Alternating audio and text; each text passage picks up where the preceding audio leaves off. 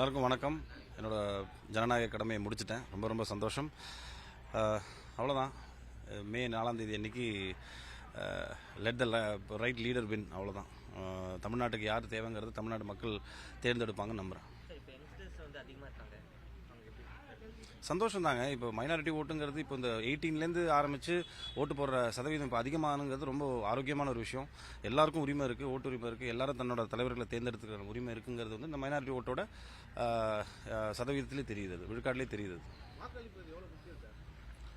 இது கேள்வி இது கண்டிப்பாங்க. அது ஒவ்வொருத்தரோட உரிமைங்க. நம்மளோட 5 வருஷத்துக்கு ஒரு தடவை நம்மளோட தலைவரை தேர்ந்தெடுக்கிற அந்த உரிமையும் அந்த பதவி நம்ம கையில் இருக்குல்ல. ஸோ நம்ம வந்துட்டு அந்த அந்த அந்த அந்த ஓட்டிங் டே அன்னைக்கு போய் போட வேண்டியது வந்துட்டு அது ரொம்ப ரொம்ப முக்கியம்னு நினைக்கிறேன்.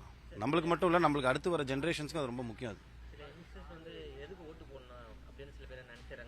இல்லைங்க, இப்போ மாறிடுச்சுங்க. சோஷியல் மீடியாலாம் வந்ததுக்கப்புறம் நிறைய அவேர்னஸ் வர ஆரம்பிச்சிருச்சு. ஓட்டிங் எதுக்காக, ஓட்டிங்கோட எக்ஸசைஸ் ரைட்ஸ் எதுக்காக நம்ம ஓட்டு போடணும், நம்மளுக்கு இருக்கிற அடுத்த 5 வருஷம் எப்படி இருக்கணுங்கிற அந்த ஒரு அவேர்னஸ் கிரியேட் ஆனதுலேருந்து இப்போ எனக்கு தெரிஞ்சு ஃபர்ஸ்ட் இருந்த மாதிரியான அந்த ஒரு இது இல்லை. இப்போ எல்லாருமே முன் வந்து ஓட்டு போடணுங்கிற அந்த ஒரு அவேர்னஸ் வந்துருச்சு.